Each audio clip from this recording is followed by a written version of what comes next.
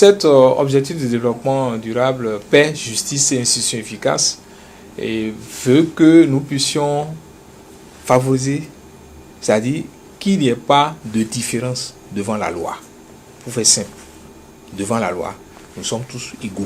Le DDD en réalité parle de la paix, parle donc de la justice sociale, parle donc de l'efficacité de nos institutions, et je pense que c'est capital. Lorsque vous prenez par exemple aujourd'hui pour expliquer à un Benoît Landa ou bien au commun des motels pour comprendre ce que c'est que le DDD, c'est juste leur dire que c'est tout ce que nous les humains nous devons faire pour qu'il y ait la paix dans le monde, c'est tout.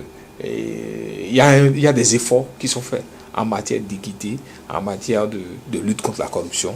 Et en termes de manifestation dans nos pays, vous prenez chaque pan, on peut en dire non par rapport à la paix. Si le gars ne mange pas, est-ce qu'il aura l'oreille pour vous écouter quand vous parlez de la paix? Non. Devant la justice aujourd'hui, est-ce que c'est forcément celui qui a raison qui on lui rend justice, ou bien c'est celui qui a les moyens, ou bien qui a des gens placés dans les institutions? Non.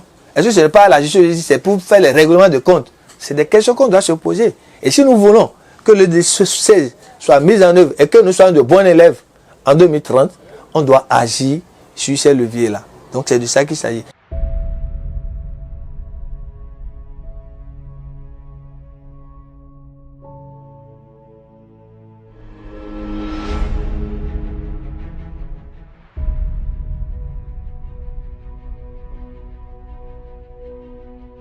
Bonjour madame, c'est le ticketier, c'est la mairie qui m'envoie. C'est pour réclamer la tâche journalière de 5 000 francs.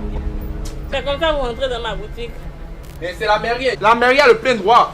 Il n'est même pas encore 9 h, je viens d'ouvrir la boutique. Mais madame, la journée appartient à ceux qui se lèvent tôt quand même. Je suis me pressé, j'ai encore des boutiques à faire madame. J'arrive.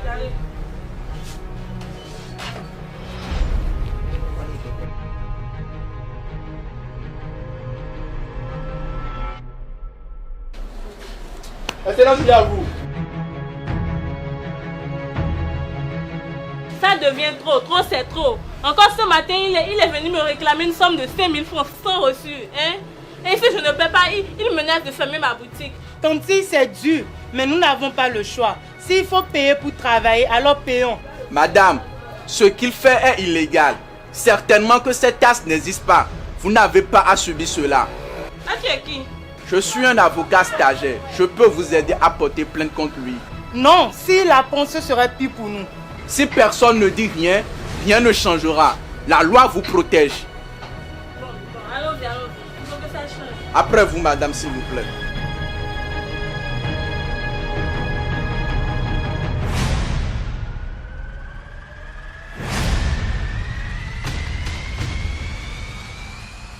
Je crois que c'est important de sensibiliser les gens à ça et d'encourager les gens à dénoncer. Non seulement dénoncer, mais à se conscientiser, même celui qui est venu faire ça.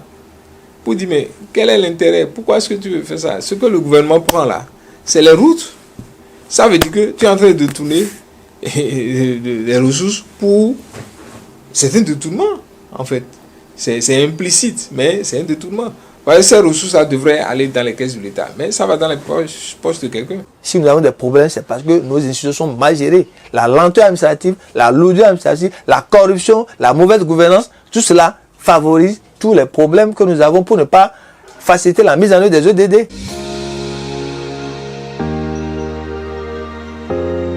Pour l'atteinte des EDD, je m'engage. Je m'engage. Je m'engage. Je m'engage. Au niveau des décideurs politiques, c'est de renforcer la transparence des marchés publics.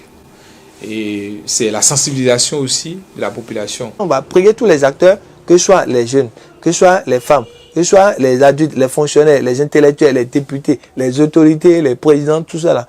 Tout le monde doit travailler pour qu'au moins, au niveau donc de la fin à l'échéance, on puisse avoir un bon bilan pour notre pays et pour le monde.